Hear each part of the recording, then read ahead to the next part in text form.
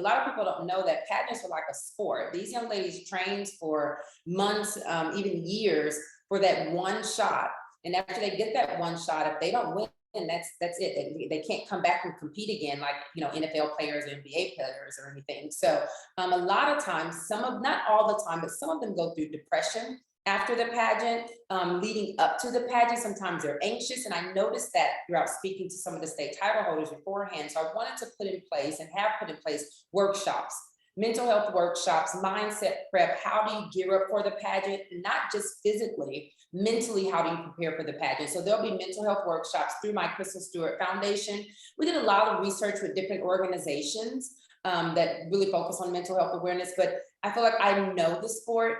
I know that pageant, world, and I know what they need. So I felt it would be best coming from my foundation. So there'll be workshops leading up to the pageant and after the pageant to help them cope with any losses or gains, even the winner.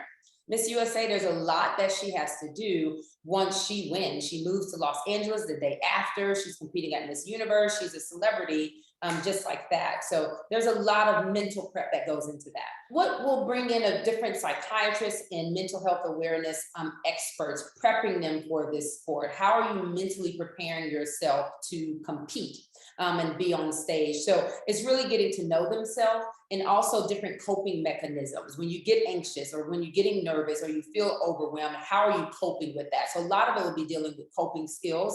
And then after the fact, how do you avoid that state of depression if you don't win? What are you going to do after the pageant? The pageant isn't the end of the world.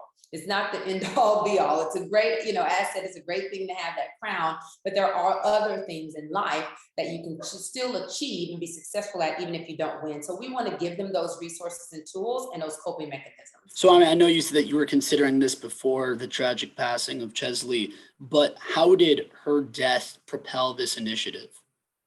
I mean, it really struck not only the pageant world, but the world really hard, right? I can only even imagine, just for yourself and then, my team and the other state title holders. But preparing this, it just made me speed up the process, made me speed it up. Actually, I had a meeting with a therapist that Monday after the pageant that was already planned. I was like, hey, I need you to talk to these young ladies tomorrow.